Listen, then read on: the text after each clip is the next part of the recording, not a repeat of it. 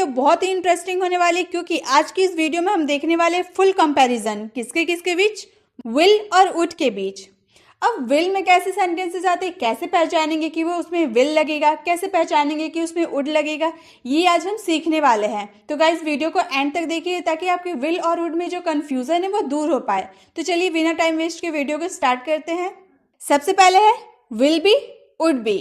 Will be का use कब करें, वुड बी का यूज कब करें। सबसे पहले है विल बी का मतलब क्या होता है, किसी भी काम को आने वाले समय यानी कि फ्यूचर में वो कर रहा होगा। जैसे कि पहले हम विल बी की बात करते हैं, जैसे वो पढ़ रहा होगा। हम फ्यूचर में बोलते हैं ना कि मेरा भाई कल इसी वक्त, जब आप बोल रहे हैं, मान लीजिए आप 9 बजे बोल रहे हैं, 9 बजे मेरा भाई कल पढ़ रहा होगा, तो फ्यूचर की बात कर रहे हैं ना कि वो इस वक्त पढ़ रहा होगा, तो उस समय हम विल बी का यूज करेंगे। और जब आप बोल रहे हैं कि मेरा भाई इसी वक्त पढ़ रहा होगा, जब इसी वक्त प्रेजेंट की बात करेंगे ना तो उसमें वुड बी का यूज करेंगे। जब फ्यूचर की बात करेंगे तो विल बी का यूज करेंगे, जब प्रेजेंट की बात करेंगे तो वुड बी का यूज करेंगे। सेंटेंस दोनों सेम है, वह पढ़ रहा होगा, दोनों सेम है, वह पढ़ रहा होगा, लेकिन आपको ये देखना है कि आप किस समय की बात करें, फ्यूचर की बात करें या प्रेजेंट की बात करें। अगर फ्यूचर की बात करेंगे तो हम बोलेंगे ही विल बी स्टडिंग। अगर हम प्रेजेंट की बात करेंगे तो हम बोलेंगे he would be studying. Guys आपको कंफ्यूज बिल्कुल नहीं होना है, जैसे मैं बोल रही हूँ बस आप ध्यान से उसको सुनिए, देखिए आपको समझ में आने लगेगा। जैसे नेक्स्ट है वह जा रहा होगा। मान लीजिए आपका कोई फ्रेंड है जिसका नाम है राम। राम दिल्ली जाएगा कल, ठीक 9 बजे राम दिल्ली जाएगा। आपका सेंटेंस में कल नहीं लिखा रहेगा कि वह कल जाएगा, आपका सेंटेंस सिंपल रहेगा, वह जा रहा होगा। आपको समझना है कि आप कब की बात करें, फ्यूचर की बात करें ना प्रेजेंट की बात कर रहे हैं। तो हम फ्यूचर की बात कर रहे थे ना कि वह कल इसी वक्त जा रहा होगा, तो उसमें विल बी का यूज करेंगे। और वुड बी का, जैसे आप अभी बोल रहे हैं ना कि वह जा रहा होगा, मेरा फ्रेंड अभी जा रहा होगा, जिस वक्त आप बोल रहे हैं ना कि मेरा फ्रेंड जा रहा होगा, तो प्रेजेंट में आप जिस वक्त ठीक 9 बजे बोल रहे तो 9 बजे ही वह जा रहा होगा, अब हम उसमें वुड बी का यूज करेंगे, ही वुड बी गोइंग। अब आगे देखते हैं विल हैव और वुड हैव का यूज कैसे करें। अब है विल हैव, वुड हैव। अब इसका यूज हम कैसे करेंगे, जैसे कि हमारा एग्जाम्पल है वह खेल चुका होगा। चुका होगा वाला सेंटेंस में हम विल या वुड का यूज करेंगे। कैसे पहचानेंगे कि विल का यूज करें, वुड का यूज करें, तो इस तरह पहचानेंगे। देखिए जैसे आपका कोई फ्रेंड है, वह क्रिकेटर है, ठीक है, तो आप अपने दूसरे फ्रेंड से बोल रहे हो, आप जिस समय बोल रहे हैं कि वह खेल चुका होगा, फ्यूचर में वह खेल चुका होगा इस वक्त, तो फ्यूचर की बात जब करेंगे ना तो उसमें विल हैव का यूज करेंगे। और जब प्रेजेंट की बात करें, जैसे वह खेल चुका होगा, अभी जिस वक्त आप बोल रहे उसी वक्त वह खेल चुका होगा, तो उसमें वुड हैव का यूज करेंगे। फ्यूचर में बात करेंगे तो विल हैव का यूज करेंगे, और जब प्रेजेंट की बात करेंगे तो वुड हैव का यूज करेंगे।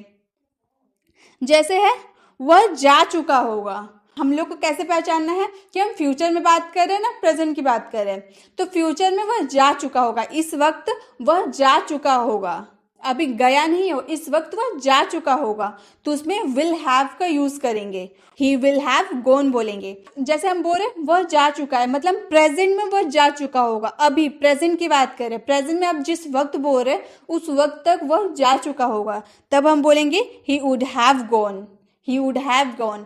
तो गाइज आपको समझ में आया विल हैव और वुड हैव का यूज कब करेंगे, जब चुका होगा वाला सेंटेंस होगा। जैसे कि वह एग्जाम दे चुका होगा, तो आप अब बोल रहे हो ना इस वक्त तक वह एग्जाम दे चुका होगा, तो फ्यूचर में वह दे चुका होगा, कल उसका एग्जाम है ना तो वह कल एग्जाम देगा, तो इस वक्त तक वह दे चुका होगा, उसमें हम विल हैव का यूज करेंगे। और मान लीजिए कि अब अभी प्रेजेंट की बात करें कि वह इस वक्त तक दे चुका होगा एग्जाम, प्रेजेंट में बोल रहे जिस वक्त आप बोल रहे उसी वक्त तक वह एग्जाम दे चुका होगा, तब उसमें हम वुड हैव का यूज करेंगे। क्लियर। अब आगे देखते हैं। अब है will have to, would have to. Guys जैसे हम लोगों ने अभी तक देखा ना, will be, would be, will have, would have, दोनों में सेम सेंटेंस था ना, लेकिन will have to, would have to में सेंटेंस सेम नहीं रहेगा, इसमें अलग रहेगा। जैसे पहले हम लोग देख रहे थे विल हैव टू का यूज हम किस सेंटेंस पे करेंगे। मान लीजिए गाइस आप और आपके फ्रेंड कहीं दुकान गए कुछ सामान खरीदने के लिए और आपके पास कम पैसे हैं, तो आप बोलोगे अपने फ्रेंड को कि शायद अगर सामान का ज़्यादा दाम पड़ा तो तुम्हें पैसे देने पड़ सकते हैं। ये नहीं बोले कि तुम्हें देने पड़ेंगे ही, ये हम लोग फोर्स नहीं कर रहे कि तुम्हें देने पड़ेंगे ही पैसे, हम उसको बोल रहे कि अगर प्राइस ज़्यादा हुआ सामान का तो तुम्हें देने पड़ेंगे, ये पढ़ सकते हैं। इस वाले सेंस में हम विल हैव टू का यूज़ करेंगे। क्लियर? कब हम करेंगे? जब हम किसी को बोलेंगे कि तुम्हें शायद फ्यूचर में ये काम करना पड़ सकता है, उस वक्त हम विल हैव टू का यूज़ करेंगे। जैसे तुम्हें बिल भरना पड़ेगा, you will have to pay bill, you will have to pay bill. तुम्हें उसे देखना पड़ेगा, you will have to watch that, you will have to watch that. अब विल हैव टू का यूज़ कब करेंगे आपको समझ में आया? जब आपको फ्यूचर में वो काम करना पड़ सकता है, तब हम विल हैव टू का यूज़ करेंगे।